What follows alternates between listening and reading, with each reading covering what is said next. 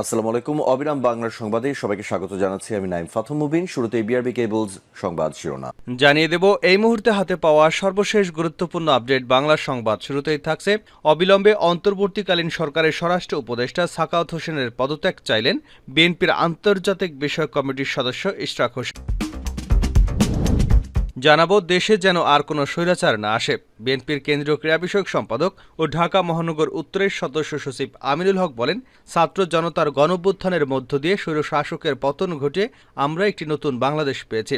সেই বাংলাদেশে যেন নতুন কোনো স্বৈরাচারের আবির্ভাব আর না ঘটে। তিনি বলেন, আমরা চাই দেশে একটি সুস্থ ধারার রাজনীতি ফিরে আসুক, যে সুস্থ ধারার রাজনীতির মাধ্যমে বাংলাদেশকে একটি সমৃদ্ধশালী দেশ হিসেবে গড়ে তোলা হয়। এদিকে হজে অনিয়মের সঙ্গে জড়িত থাকায় ৫০টি প্রতিষ্ঠানের লাইসেন্স বাতিল করল ধর্ম উপদেষ্টা। এবং সর্বশেষ জানাবো, আগামী ১৫ই আগস্ট জাতীয় শোক দিবসে শেখ মুজিবুর রহমানের প্রতিকৃতিতে শ্রদ্ধা জানাতে প্রস্তুতি নিচ্ছে আওয়ামী লীগ। এজন্য নিরাপত্তা নিশ্চিত করতে অন্তর্বর্তীকালীন সরকারের কাছে অনুমতি চাওয়া হয়েছে বলে বিবিসি বাংলাকে জানিয়েছে আওয়ামী লীগের যুগ্ম সাধারণ সম্পাদক মাহবুবুল আলম হানিফ। তিনি বলেন, এ কর্মসূচিকে ঘিরে দলের নিরাপত্তা নিশ্চিত করতে নতুন সরকারের কাছে আবেদন করা হয়েছে।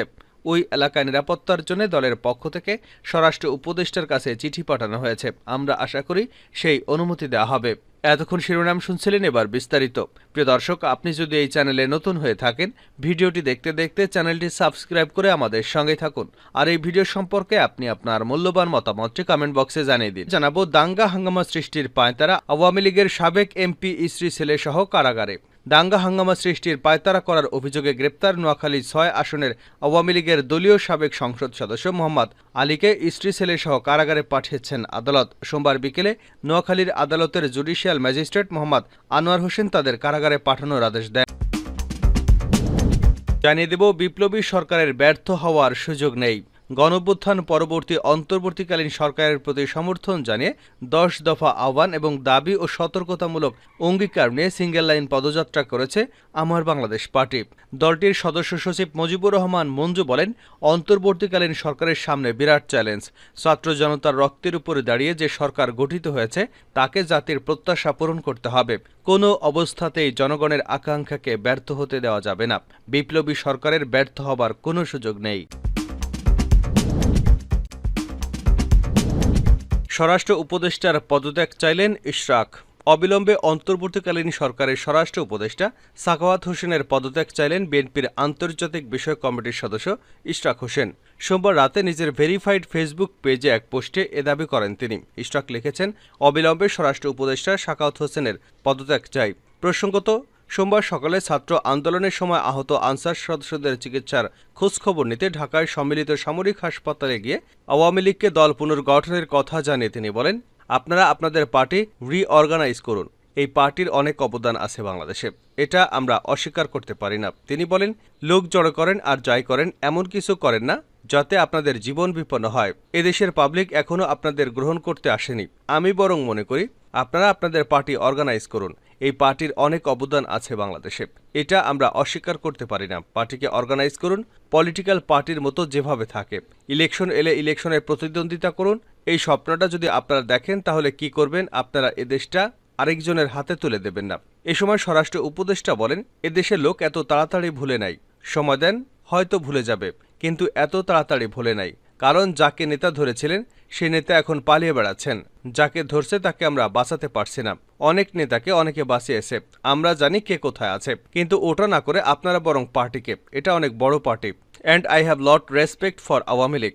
একসময় আমাদের মতো বাঙালিদের তাদের ভরসার জায়গা ছিল এই পার্টি।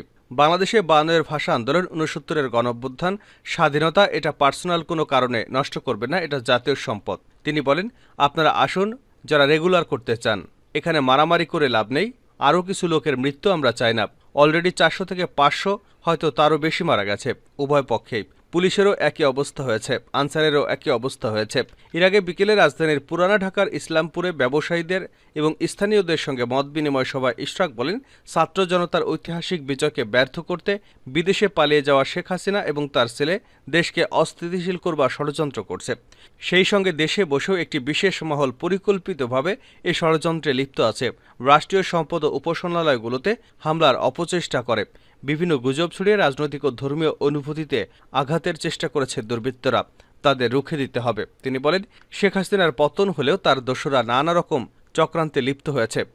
বিচ্ছিন্নভাবে ধর্মীয় উপাসনালয়গুলোতে নাশকতা সৃষ্টি করে সর্বসাধারণের গ্রহণযোগ্য এবং বাংলাদেশের সবচেয়ে জনপ্রিয় দল বিএনপিকে দায়ী করবার ষড়যন্ত্র করছে। জনগণকে সঙ্গে নিয়ে সব ধরনের নাশকতা প্রতিহত করতে বিএনপি প্রস্তুত।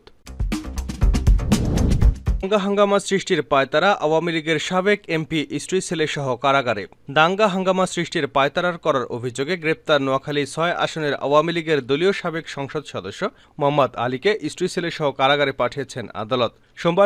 সোমবার বিকেলে নোয়াখালী আদালতের senior judicial magistrate Mohammad Anwar Hossain তাদের কারাগারে পাঠানোর আদেশ দেন। কারাগারে যাওয়া অপর দুজন হলেন মোহাম্মদ আলীর স্ত্রী এবং সাবেক এমপি আয়শা ফেরদৌস ও তার ছেলে হাতিয়া উপজেলা পরিষদের বর্তমান চেয়ারম্যান আশেক আলী অমি। সোমবার সন্ধ্যায় নোয়াখালী চিফ জুডিশিয়াল ম্যাজিস্ট্রেট আদালতের পরিদর্শক মোহাম্মদ শাহ আলম বিষয়টি নিশ্চিত করেন। এর আগে গতকাল রবিবার ভোররাতে হাতিয়া পৌরসভার ৬ নম্বর ওয়ার্ডের চরকৈলাস এমপির পুত্র এলাকার বাড়ি থেকে তাদের হেফাজতে নেয় নৌবাহিনী। পরে থানায় সোপর্দ করলে পুলিশ ৫৪ ধারায় তাদের আদালতে সোপর্দ করে। এতে আরও বলা হয়, তারা হাতিয়ার বিভিন্ন ঘাটে নিজেদের যানবাহনে লোকজনকে পারাপারে দ্বিগুণ ভাড়া আদায়সহ লুটপাটে রাজত্ব কায়েম করে। স্বৈরাচারী সরকারের পতনের পর এলাকায় অবস্থান করে পুনরায় দলীয় লোকজনের মাধ্যমে দাঙ্গা হাঙ্গামা সৃষ্টির পায়তারা করায় নৌবাহিনী তাদের আটক করে। গুরুতর ধর্তব্য অপরাধ এবং নৈরাজ্য সৃষ্টি করার সন্দেহে তাদেরকে ৫৪ ধারায় গ্রেপ্তার করে হেফাজতে নিয়ে আদালতে উপস্থাপন করা হয়। দেশে আর যেন কোনো স্বৈরাচার না আসে। আমিনুল হক।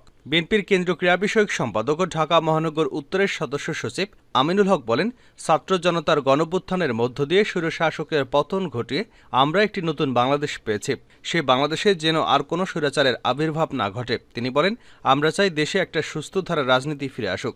যে সুস্থ ধারা রাজনীতির মাধ্যমে বাংলাদেশকে একটি সমৃদ্ধশালী দেশ হিসেবে গড়ে তুলতে হবে। সোমবার বাদ আসর রাজধানীর পল্লবী ডি ব্লকে বাইতুল আজমত জামে মসজিদে থানা বিএনপির উদ্যোগে এক মিলাদ ও দোয়া মাহফিলে প্রধান অতিথির বক্তব্যে আমিনুল হক এসব কথা বলেন। বিপ্লবী সরকারের ব্যর্থ হবার সুযোগ নেই এবি পার্টি। গণঅভ্যুত্থান পরবর্তী অন্তর্বর্তী সরকারের প্রতি সমর্থন জানিয়ে ১০ দফা আহ্বান, দাবি ও সতর্কতামূলক অঙ্গীকার নিয়ে সিঙ্গেল লাইন পদযাত্রা করেছে আমার বাংলাদেশ পার্টি এবি পার্টি। সোমবার বিকেলে রাজধানীর বিজয়নগরে এ কর্মসূচি পালন করে দলটি।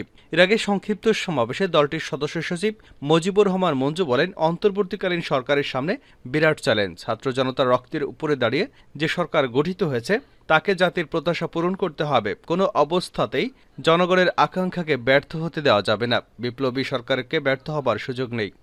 সমাবেশ শেষে বিজয় ৭১ চত্বর থেকে সিঙ্গেল লাইন পদযাত্রা শুরু করে দলটি, যা রাজধানীর বিজয়নগর, কাকরাইল, নয়াপল্টন, ফকিরাপুল মোড় ঘুরে আবার কেন্দ্রীয় কার্যালয়ের সামনে এসে শেষ হয়।